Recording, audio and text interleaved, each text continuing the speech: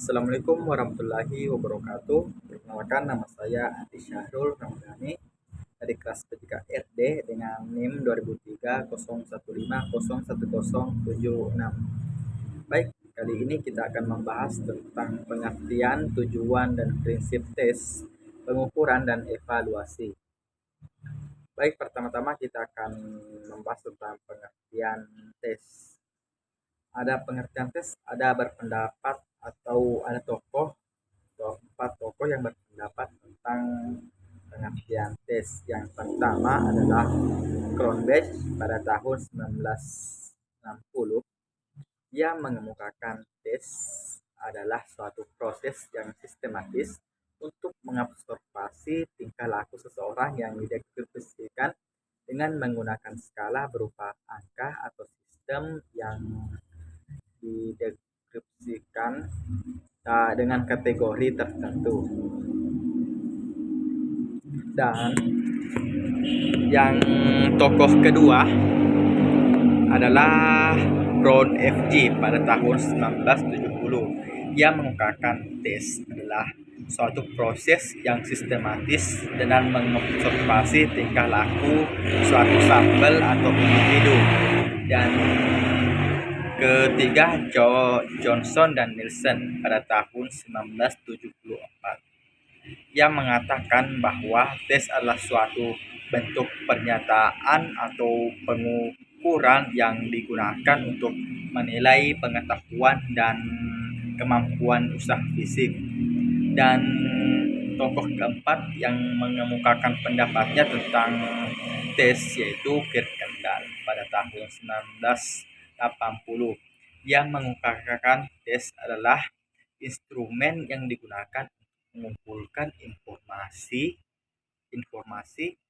tentang individu atau objek. Berdasarkan pendapat di depan, maka dapat kita katakan bahwa tes merupakan suatu instrumen yang digunakan untuk mengumpulkan informasi berupa pengetahuan, keterampilan seseorang berdasarkan jenisnya. Tes dapat berupa tes tulis, tes lisan, dan tes keterampilan. Dan kita menuju ke slide berikutnya, yakni pengertian pengukuran. Pengertian pengukuran pun Edwin pun berkata atau mengemukakan dan mengungkap pendapat bersama Brown pada tahun 1975 yang mengemukakan pengukuran sebagai proses penentuan tingkat kuantitas dari sesuatu.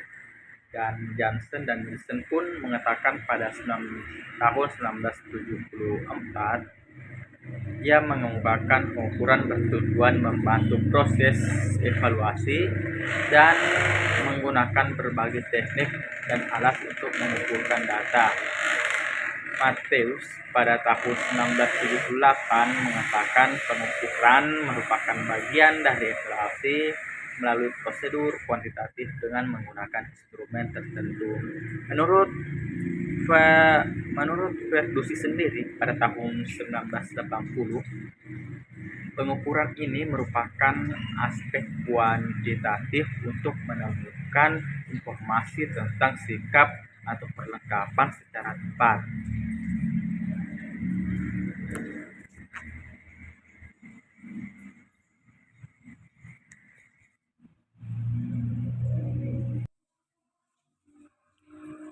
Adapun dari pihak lain dari Ari Kunto di tahun 1991 membedakan antara mengukur, menilai, dan mengevaluasi. Mengukur adalah membandingkan sesuatu dengan satu ukuran terhadap sesuatu dengan ukuran baik turut perhatian. Penilaian bersifat kualitatif terhadap sesuatu dengan ukuran yang lebih buruk. Penilaian bersifat kualitatif. Ya, kesimpulan yang dapat ditarik dari beberapa pendapat di depan adalah bahwa pengukuran merupakan bagian dari evaluasi yang menggunakan alat atau teknik tertentu mengumpulkan informasi secara tepat dan benar.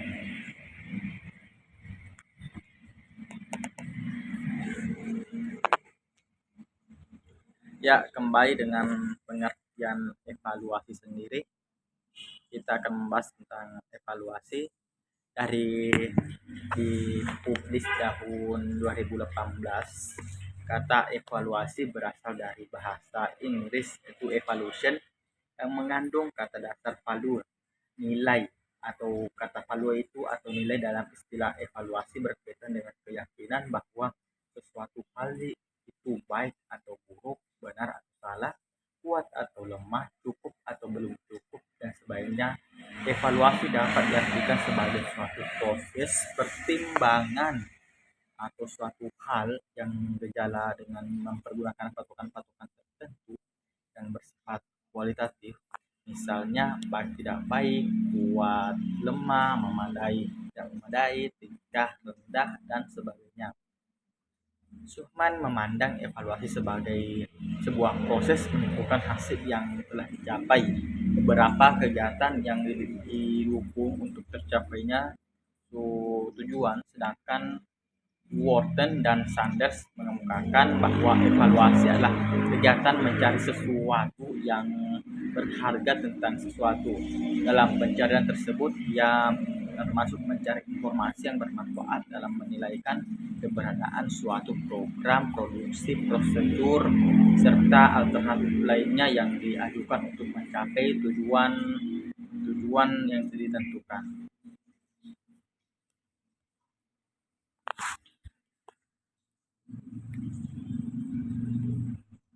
Ya, kembali ke slide berikutnya.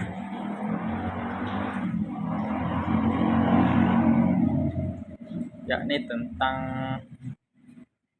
tujuan dan prinsip pengukuran evaluasi. Tujuan pengukuran dan evaluasi dalam dunia pendidikan, setiap langkah yang dilakukan harus selalu mempunyai tujuan. Dan pada tujuan evaluasi ini terdapat di Surat Keputusan Menteri Pendidikan dan Kebudayaan nomor 0413 Undang-Undang pada tahun 1987 dinyatakan bahwa pendidikan jasmani merupakan bagian dari pendidikan secara keseluruhan.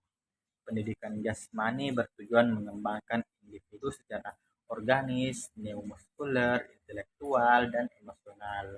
Hal tersebut diperkuat dengan beberapa pendapat, yakni pendapat Abdullah pada tahun 1988, yakni mengatakan tujuan umum pendidikan jasmani di sekolah ialah meliputi perkembangan organik, perkembangan neuromuskuler, perkembangan sosial, perkembangan kemampuan bernalar.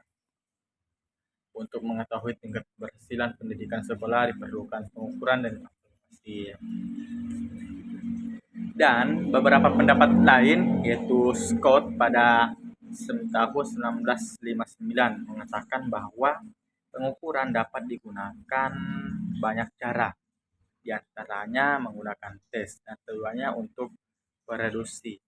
Tahun 1980 menyatakan tujuan pengukuran dan evaluasi meliputi mendiagnosis kelemahan atau kekurangan, yang kedua mengelompokkan siswa sesuai dengan kemampuan, yang ketiga mahasiswa sesuai dengan program, dan yang keempat memprediksi tingkat kemampuan, kelima menentukan prestasi siswa, keenam mengetahui kemajuan siswa, selanjutnya memotivasi siswa, penentuan kelas, dan mengevaluasi eksekusi pengajaran, dan melakukan pembatalan program administrasi dan mengevaluasi kurikulum menurut Kendall.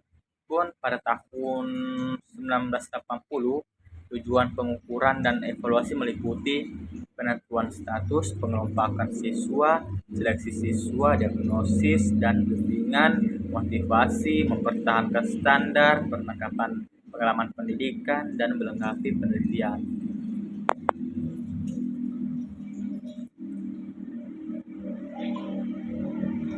Dan untuk prinsip-prinsip ya, prinsip-prinsip tes pengukuran dan evaluasi,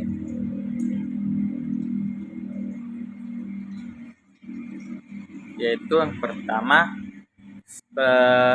program pengukuran dan evaluasi sesuai dengan filsafat hidup dan pendidikan, yaitu prinsip pengukuran dan evaluasi tidak boleh bertentangan dengan filsafat hidup yang dianut oleh dan berlaku pada masyarakat tertentu. Pengukuran dan evaluasi yang berlaku di Indonesia tidak boleh bertentangan dengan Pancasila dan harus selaras dengan Pancasila. Yang kedua, pengukuran harus dilakukan secara objektif. Objektivitas sudah dinilai diberikan sebelum suatu tes dilaksanakan, yakni pada suatu perencanaan sebuah evaluasi.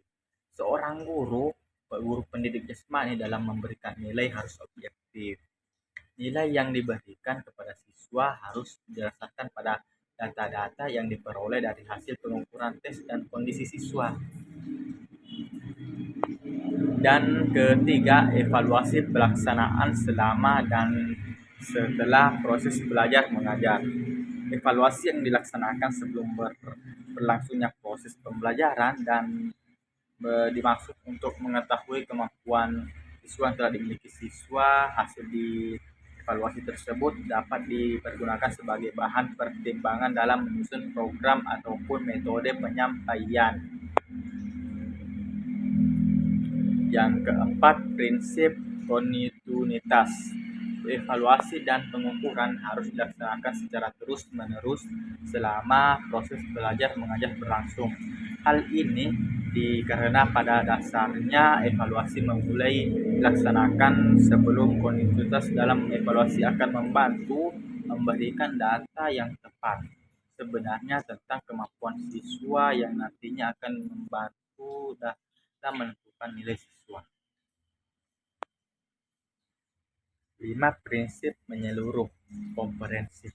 Dalam memberikan evaluasi, aspek yang ada harus tercakup secara keseluruhan dalam bidang pendidikan. Aspek-aspek tersebut meliputi kognitif, reflektif, psikomotor, dan demikian juga ketiga aspek tersebut harus menjadi pertimbangan bagi seorang guru dalam melakukan evaluasi. Dan keenam, pengukuran evaluasi harus dipimpin dan dikelola oleh orang yang ahli dalam bidangnya, karena kalau tidak maka sistem pengukuran akan tidak berjalan dengan sesuai prosedurnya. Seorang guru apabila menemukan siswa yang penampilan jelek pada saat melakukan tes atau tidak seperti biasanya, maka guru harus dengan hati-hati dan segera berusaha untuk menemukan penyebabnya. Baik, sekian dari saya. Assalamualaikum warahmatullahi wabarakatuh.